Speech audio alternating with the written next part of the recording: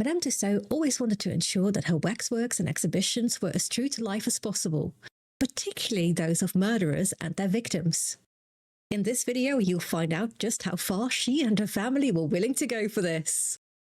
Welcome to the second episode of Fun Facts about Victorian Death and Mourning. I am your host, the Gentle Fae, a PhD student specializing in Victorian death culture.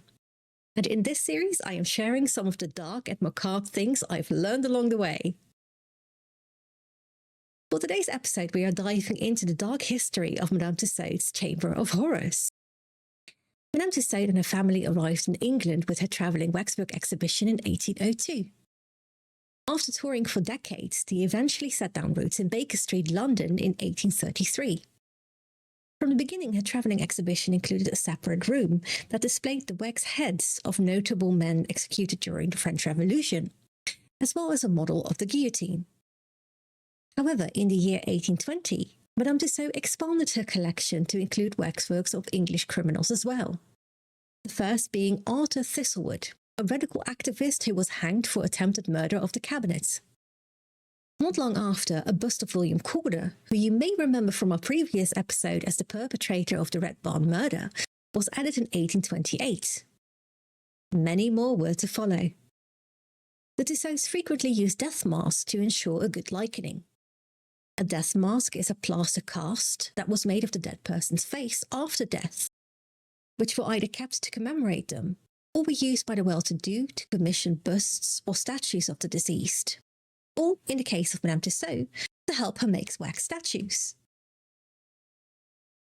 The room which displayed the likeness of criminals was first called the Dead Room or the Black Room, but eventually acquired the name the Chamber of Horrors in 1843, after Madame Tussauds used the term in an advertisement.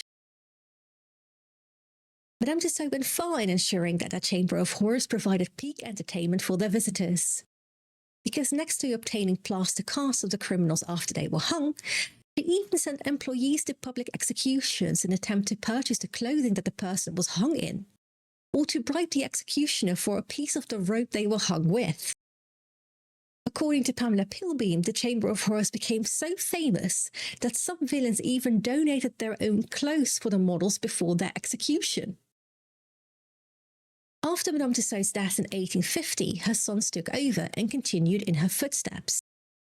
They eventually went even further and bought up the murderer's belongings to stage dedicated exhibitions in the Chamber of Horrors.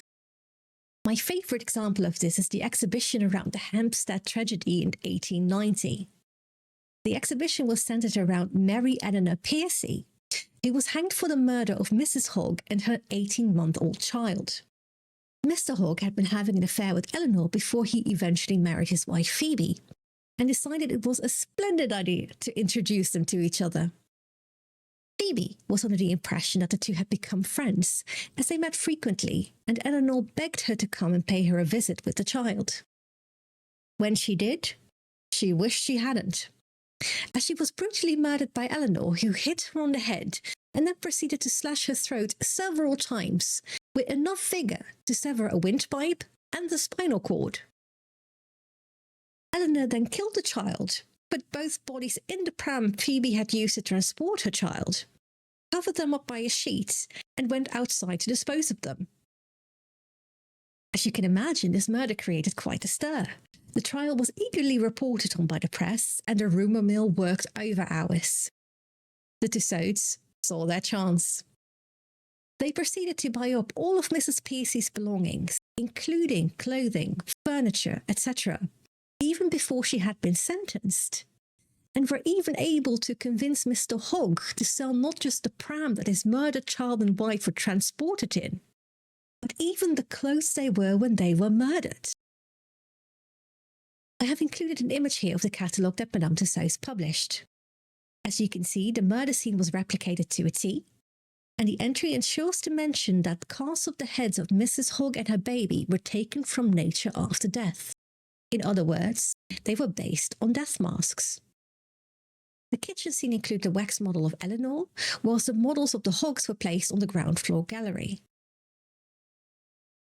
The exhibit of the Hampstead Tragedy became one of Madame Tussauds' most successful exhibits. Now, that is something to keep in mind if you ever go to visit one of the many Tussauds museums to see a statue of your favorite celebrity. And with that delightful thought, it is time to round up this episode of Horrors. I hope you have enjoyed our time as we delved through the history of Madame Tussauds. For the next episode, we'll be taking a temporary step away from murder as we delve into the topic of Victorian mummy unwrapping parties. See you next time.